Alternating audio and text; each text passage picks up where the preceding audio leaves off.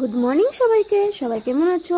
আবারও চলে এসেছি নতুন একটা ব্লগ নিয়ে, মিনি ব্লগ। আমি আজ সকাল সকাল উঠে মেথি আর কারি পাতা দিয়ে একটা হেয়ার গ্রোথ স্প্রে বানিয়ে নিয়েছিলাম। তারপর এই যে হেয়ার গ্রোথ জুস, যেটাতে বিটরুট, গাজর, কারি পাতা ছিল, তো সেটাকে আমি মিক্সিং জারে দিয়ে ব্লেন্ড করে নিলাম।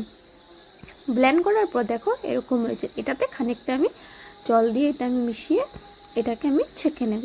তারপর আবারও দেখা হচ্ছে তোমাদের সাথে দুপুরে লাঞ্চে আজ ছিল পনির ভাপা, যেটা আমি বানিয়েছিলাম। এত দারুণ হয়েছিল না খেতে, কি বলবো। তোমরা কে কে পনির ভাপা খেতে ভালোবাসো কমেন্টে বলবে। আর এখন তো আমের সিজন, আম থাকবে না তা কি হয়। তারপরে নিরামিষ ছিল যা, তার জন্য আমি সাবুর পাঁপড়ও ভেজে নিয়েছি। এদিকে এখন আমি প্লেটিং করছি। দেখো আমার না এইভাবে সাজিয়ে খেতে খুব ভালো লাগে। তোমাদের কি ভালো লাগে? আমি আজ আমার লাঞ্চে ছিল ভাত, পাঁপড় ভাজা, ভেন্ডি আর সাথে পনির ভাপা। পনির ভাপাটা জাস্ট অসাধারণ ছিল। কেমন লাগলো জানিও। Bye bye.